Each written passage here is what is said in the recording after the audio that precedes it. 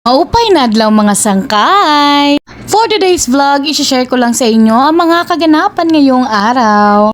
Pagkagising ko nga ng umaga mga sangkay, ready na ang 50 packs with desserts package na order ng customer. At walang iba kundi ang asawa ko lang ang nagtrabaho ng lahat ng ito. At syempre pagkatapos naman i-prepare mga sangkay, kami ay nag-deliver na agad-agad. Medyo malayo-layo nga yung travel mga sangkay, kaya medyo maaga-aga nagising ang aking asawa para magluto dahil wala kaming helper, naka-rest day sila. O diba, yakang-yaka na talaga ng asawa ko lahat ng gawain sa kusina, sobrang nakaka-proud. Minsan niya nang nabanggit mga sangkay na kung may idea lang talaga siya na ganito pala ang magiging kapalaran niya, edi sana cookery ang kinuha niyang kurso. Siyempre, palagi ang Diyos ang may alam kasi ang asawa niya ay HRT ang kurso. At kahit naman hindi nakapagtapos, wala naman yan sa diploma mga sangkay, nasa diskarte yan. Don't get me wrong mga sangkay, siyempre bilib pa rin ako sa mga may trabaho at hindi tambay na pinagtapos ng magulang. At hindi naman lahat ng hindi nakapagtapos is tambay at palams pa rin ng magulang. Kung nakapagtapos ka, tapos madiskarte ka, ikaw na ang pinagpala. Congrats, sis!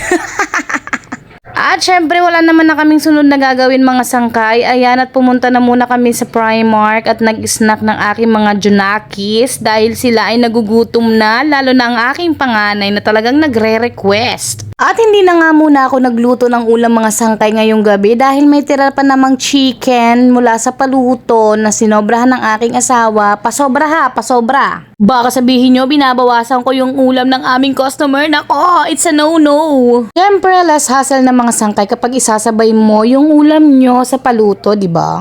At since nagda-diet nga kami ng asawa ko, kaya ayan, maaga kaming kakain ng bread. Bread lang talaga, wala na kaming hapunan mga sangkay dahil nagtitipid tayo kasi matumal. Isa lang yung paluto namin today. At kung nanonood ka man sangkay, kailangan ko ng order mo, kaya umorder ka na. Dahil hindi pwede magutom ang aking mga junakis. Ayan o, nakita nyo, para sila mga dinosaur kung kumain. Pansin nyo, madalas ako mag-vlog sa sasakyan kasi natatamad ako mag-setup ng mga stand dyan, kakaloka. Vlog. Oh, today I'm here to bridge you. I'm here to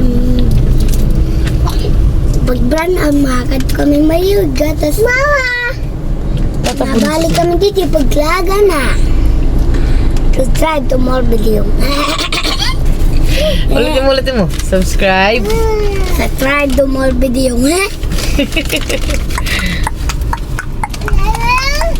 I'm Miguel. Miguel Abulu.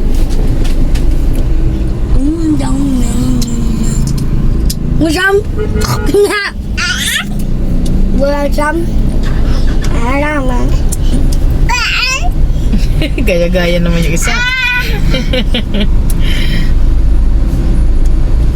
Pop, pop, bye, bullshit. Pop, pop, bye, bullshit.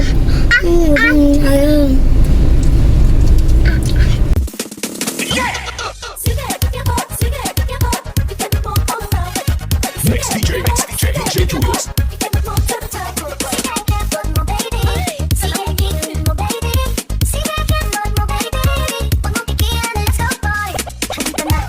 Manatili pa sa tabi mo, kaya ko namang ilaban ka pa. Alam mo na iningatan kita, kaso lang may hinahanap ka pa. Nagkulang pa rin kahit lahat ay ginawa ko na.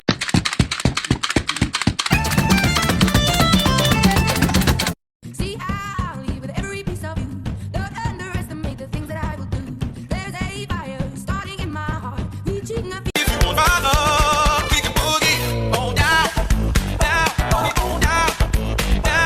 Una pierna pa' aquí, otra pierna pa' allá, la mano en la rodilla y